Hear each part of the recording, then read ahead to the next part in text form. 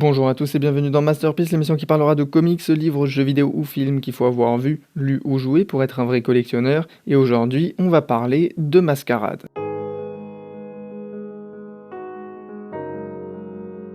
Alors qu'il se remet à peine de la perte de sa fortune, Batman réinvestit un quartier général inédit, épaulé par sa nouvelle aide de camp, Julia Pennyworth. C'est le moment que choisit la Ligue de Justice pour attaquer Gotham. Les alliés du Chevalier Noir sont en fait manipulés via un gaz s'attaquant à leur esprit et déformant leur visage en un sourire grimaçant. Le Joker fait ainsi son grand retour dans la vie du héros, et cette fois-ci, aucun habitant de Gotham ne sera épargné.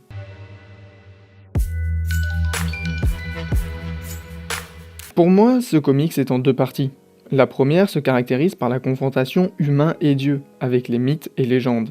Déjà par le biais de la Justice League, qui met justement en lumière l'aspect immortel et imbattable des héros, mais face à eux se dresse un humain, pourtant pas si humain. Le Joker est un inconnu qui apparemment a traversé tous les âges, et il paraît immortel avec Jim qui lui tire dans le cœur, et pourtant ça lui fait rien. Sauf que tout homme est immortel, y compris Batman qui refuse que la mort soit évitable. En fait, son seul point faible à Batman, c'est justement de refuser l'immortalité.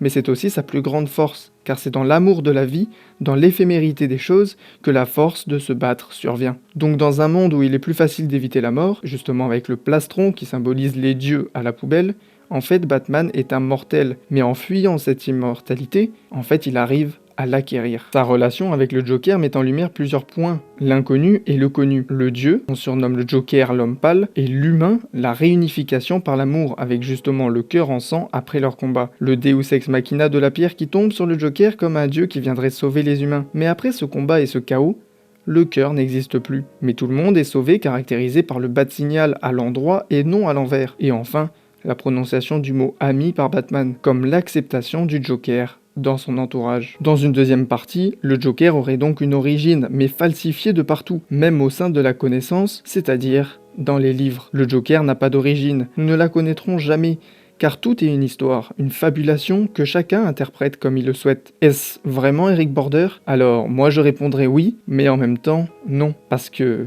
même si la dernière histoire confirme que c'est bien lui, est-ce qu'on peut réellement y croire? Sachant que depuis le début, tous les questionnements tournent autour de l'identité.